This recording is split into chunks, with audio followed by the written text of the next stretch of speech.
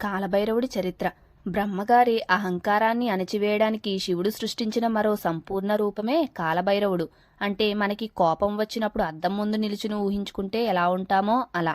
ఈయనని భూత ప్రేత రాక్షస రోగ భయ బాధల నివారణకు ఎక్కువగా ఆరాధిస్తారట.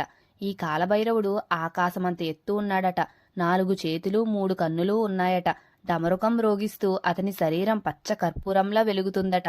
ఆ భయంకర స్వరూపుడు చిటికిని వేలు గోరుతో తలను తెంచాడట. అయితే ముందు వీడియోలో చెప్పినట్లు అబద్ధం చెప్పినందుకే ఆయన తలను తెంచేశారా అన్న అనుమానం వచ్చింది. కానీ ఇంకొక పురాణంలో శివుడి కంటే నేనే గొప్ప అంటూ 5వ తలతో శివునిని అవమానించినందువల్ల తెంచమని చెప్పబడింది.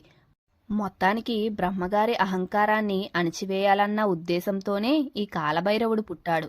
ఇలా తెంచాక కాలభైరవుడికి బ్రహ్మహత్యా పాదకం అనే దోషం వెంటబడిందట.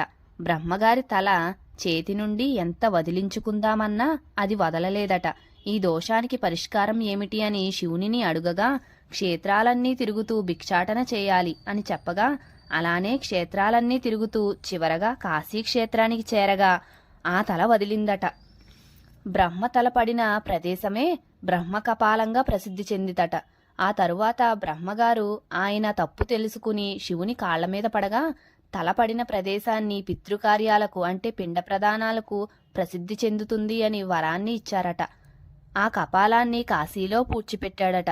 బ్రహ్మకపాలం పూడ్చిపెట్టిన చోట ఏర్పడిన తీర్థమే కాశీక్షేత్రంలోని బ్రహ్మకపాల మోక్షతీర్థం.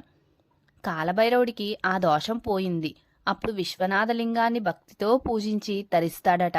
ఆ విశ్వనాథుడు కాలభైరవుని భక్తికి మెచ్చి, నీవు నా దేవాలయంలో క్షేత్రపాలకుడిగా ఉంటావు, భక్తుల పాపాలను నీవు తినేసి వాళ్లను రక్షిస్తావు, నిన్ను కాశీక్షేత్రమునకు అధిపతిగా ఉంచుతున్నాను, నీ అనుగ్రహం ఉంటేనే ఈ క్షేత్రంలో అడుగు పెడతారు, నాకంటే ముందుగా నిన్నే దర్శించుకుంటారు అని వరం ఇచ్చారట.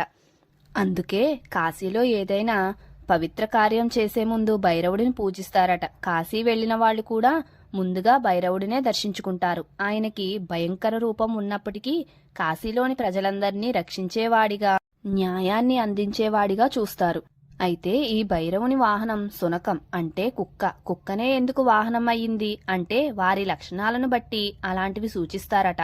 అంటే కుక్క విశ్వాసానికి రక్షణకు ప్రతీక. కుక్క యొక్క విశ్వాసం భైరవుడి ఉగ్ర స్వభావానికి సమానం అవుతుందట.